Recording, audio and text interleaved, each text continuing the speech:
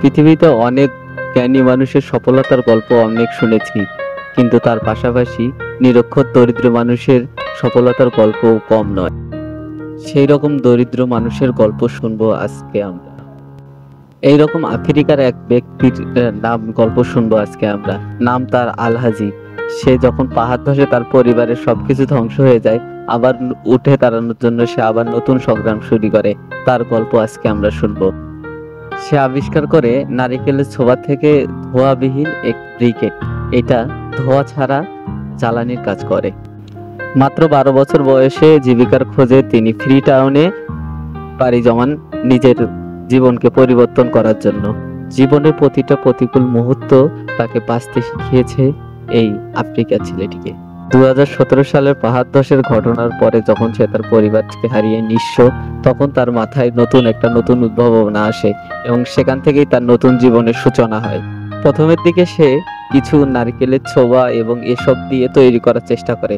পূর্ণাঙ্গ ধারণা না থাকার কারণে সে এসব তৈরি করতে পারে না। তারপর সে বিভিন্ন ইউটিউবের মাধ্যমে ভিডিও দেখে এই বায়োগ্যাসের তৈরি করার চেষ্টা করে এবং পাশাপাশি সে অনেক ধরনের কাজ করার চেষ্টা করে, কিন্তু সে ব্যর্থ হওয়ার পরেও সে তার হাল ছাড়েনি এবং অবশেষে সে তৈরি করতে পারে বায়োগ্যাস ব্রিকেট তৈরি করতে পারে। উদ্ভাবিত বায়োমাস ব্রিকেট একটি সুন্দর জ্বালানি। এখানে কোনো রকম ধোঁয়া হয় না এবং পরিবেশ দূষণ হয় না। এতে করে তার এলাকার অনেক মানুষের কর্মসংস্থানের কাণ্ডারি হয়ে উঠেছেন এই যুবক। এটি মূলত খড়ি এবং লাকড়ির বিপরীত হিসেবে ব্যবহার করা যায়। এটা অনেকক্ষণ ধরে জ্বলে এবং এতে কোনো ধোঁয়া হয় না, যার কারণে পরিবেশ বান্ধব হওয়ার কারণে মানুষ সবসময় এগুলো দরকার পড়ে থাকে। এবার চলুন জানা যাক বায়োমাস ব্রিকেট এটি কতটুকু জ্বালানি পরিবেশ বান্ধব তা সম্পর্কে জানা যাক।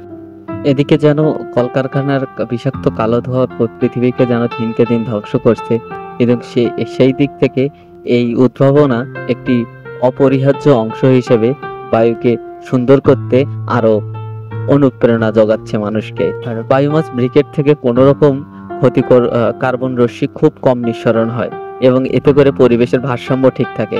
এবং যেখানে আমাদের গাছ কাটার মহারম চলছে, সেখানে এসব থাকার কারণে আমাদের ধীরে সুন্দর করে তুলতে বায়োমাস ব্রিকেটের অনেক প্রয়োজন।